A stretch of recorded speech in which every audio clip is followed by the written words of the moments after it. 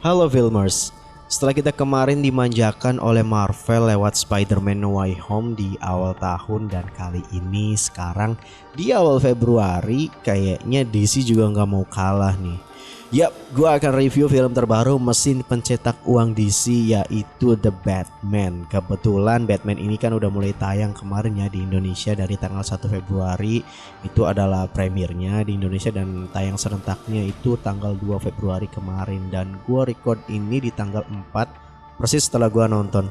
So gue mau review secara keseluruhan dari film ini. Satu kata yang sering keluar dari mulut gua itu pas nonton film ini adalah anjir. Gua nggak tahu dah tuh berapa kali gua ngomong kayak gitu. Kenapa? Ya karena di film Batman kali ini DC kayaknya nggak lagi ngeribut cerita dari film Batman yang udah-udah ya. Walaupun emang pemerannya sekarang udah ganti si Robert Pattinson. Tapi tenang aja nih bro, gua nggak akan nge-spoil berlebihan di review ini biar kalian yang belum nonton tetap bisa menikmati filmnya tanpa khawatir terganggu dengan bocoran-bocoran alurnya. Cerita dari The Batman ini sendiri bisa dibilang cukup kompleks dan agak sedikit rumit juga. Ya sama lah ya kayak trilogi Batman garapannya Nolan itu. Intrik ceritanya itu masih seputar kekacauan di kota Gotham yang semakin kesini semakin kacau datu. Dan kompleksnya adalah karena di film Batman dari dulu sampai sekarang emang selalu ngangkat temanya itu tentang isu sosial dan juga politik yang ada di kota Gotham tersebut. Beda lah cuy dari film-film superhero yang lain yang biasanya mereka tuh yang ngadepin musuhnya itu kalau nggak makhluk-makhluk alien dari luar angkasa gitu ya, makhluk-makhluk super gitu lah ya. Nah di film ini itu musuhnya ya orang-orang pemerintahannya, orang-orang politik, para penjahat mafia dan beberapa psikopat yang ada di kota Gotham. Dan rumitnya lagi di film Batman yang ini nih kebanyakan teka-tekinya cuy. Jadi ini film tuh ya udah kayak film-film detektif gitu. Jujur aja kalau kalian emang bukan penyuka film superhero atau bukan fansnya DC atau Marvel, ya mungkin kalian akan ngerasa bete sih nonton ini film ya. Karena ada banyak tokoh atau karakter yang terlibat dan ceritanya itu dibuat muter-muter buat mecahin teka-tekinya. Namun sih gue sendiri cukup suka ya dengan cerita film ini karena gila emang dari penulisannya, penokohannya ini asli cuy keren banget. Kita bakal dibawa ke dalam rasa frustasinya Batman, rasa depresinya, rasa dendamnya, amarnya yang meledak-ledak dan juga ini sih yang bikin gue jatuh cinta sama superhero Batman itu adalah sisi manusiawinya cuy. Kalau lu pengen lihat the real manusia yang jadi superhero ya si Batman ini. Batman ini adalah penggambaran sosok manusia biasa yang menjadi pahlawan dengan apa yang dia punya, cuy. Oke, balik lagi ke ceritanya ya. Penceritaan yang begitu kompleks di sini nih bukan berarti itu tuh susah diikutin ya. Enggak kok, tenang aja. Ini film ini sangat mudah dicerna dan diikuti buat kalian yang mungkin nggak pernah nonton film Batman sebelumnya.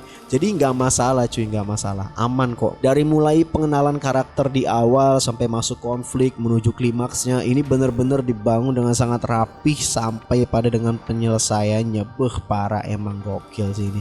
Film ini disutradarai dan ditulis sendiri oleh Matt Reeves. Kalau kalian emang belum pernah tahu si doi ini yang menyutradarai dua film Planet of the Apes cuy.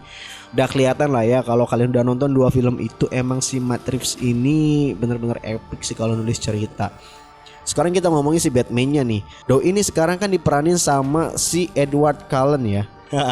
Canda cuy. Si Robert Pattinson nih dulu sih ya pas awal pengumuman kalau film Batman yang baru itu bakalan diperanin sama doi, aslinya sih gua sempet agak khawatir dan kayak pesimis gitu lah ya. Karena selama ini kan Robert Pattinson ini kan gak pernah mainin film-film blockbuster atau Hollywood yang keren-keren selain franchise Twilight tuh ya.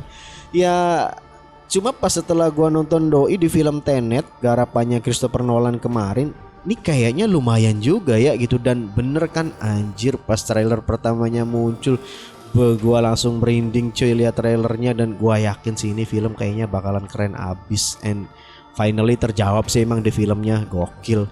Pembawaan Robert Pattinson jadi Bruce Wayne ini nih bener-bener pas banget menurut gue.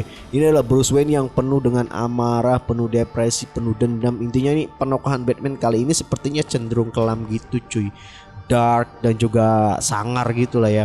Tapi kayaknya ada yang hilang nih cuy di sini nih. Kalian nih nggak akan ngelihat si Bruce Wayne yang kaya, yang sombong, playboy dan glamor gitu ya, suka foya-foya gitu. Di sini cuma kita diperlihatkan si Bruce Wayne atau Batman yang lebih kelam nih, berbeda dengan trilogi Batman-nya si Nolan. Nah kalau yang di Nolan itu kan kita tuh sering banget ya lihat Bruce Wayne foya-foya gitu kan sama cewek-cewek, terus juga sombong gitu kan orangnya.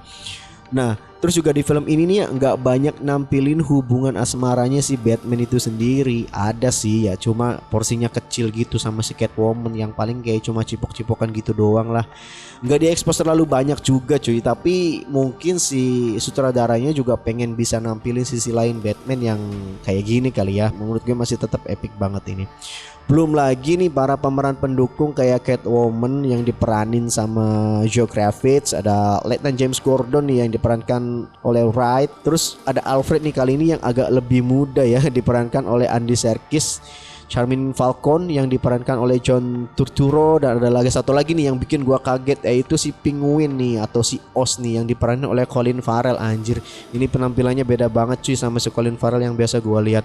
Plus gua emang harus kasih kredit sama si villain utama kita di film ini, yaitu The Riddler.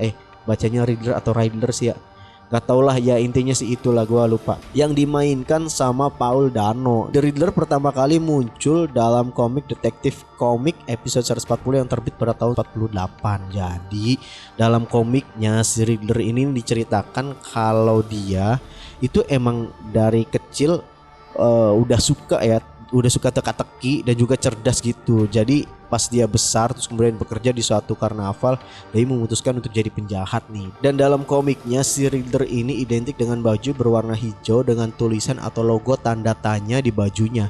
Tapi di film The Batman ini penggambaran The Riddler ini nggak komik accurate banget cuy. Di sini tuh ya Riddler ditampilkan dengan menggunakan topeng Google-nya dan sangat misterius banget lah gitu ya.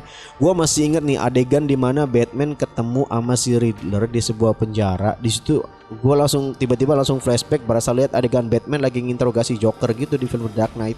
Cuk, asli si Riddler ini emang songong parah pisan, psikopat lah ya, kurang lebih ya di bawahnya Joker sih psikopatnya. Gue tetap masih suka sama Joker sih, psikopat abis lah pokoknya mah. Dia tuh membeberkan semua dosa masa lalu ayahnya Batman yang bikin si Bruce Wayne ini jadi kepancing nih amarahnya. Terus juga gue agak sedikit gak tahu nih pas di ending mendekati akhir film, gue sih gue yakin kayaknya itu si Riddler lagi ngobrol sama si Joker kayaknya tuh pas di penjara. Soalnya emang visualnya nggak diliatin, cuma kayaknya udah tahu nih, kayaknya kebaca nih, kayaknya itu suaranya si Joker deh yang lagi ngobrol sama dia gitu. Dan anjir kalau ya si Joker ini beneran banget, wah anjir gokil gila sih mereka. Parah lah pokoknya. Dan kalian tahu gak sih apa yang bikin film ini jadi epic parah tuh? Itu anjir, iya cuy, bener banget sinematografinya anjir. Gua sampai sering geleng-geleng kepala karena terus dimanjakan dengan sinematografinya yang bener-bener bikin mata kita tuh nyaman. Walaupun emang sepanjang film nih lebih banyak ngambil setnya malam dan juga dark gelap gitu, tapi serius sih cuy, ini gue yakin film Batman ini nih bakalan masuk nominasi Oscar nih di Best Cinematography dan Best Picture ini kayaknya. Karena dari semua detail pengambilan gambar dan angle-nya, anjir gue gak habis pikir kok bisa seindah itu ya, walaupun gelap-gelap gitu tapi keren fuck lah.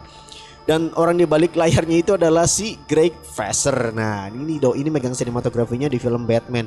Selain itu juga nih Doi ngerjain sinematografinya film Dune. Parah sih emang, kalau kalian juga nonton film Dune itu kan gokil cuy, fuck banget emang sinematografinya.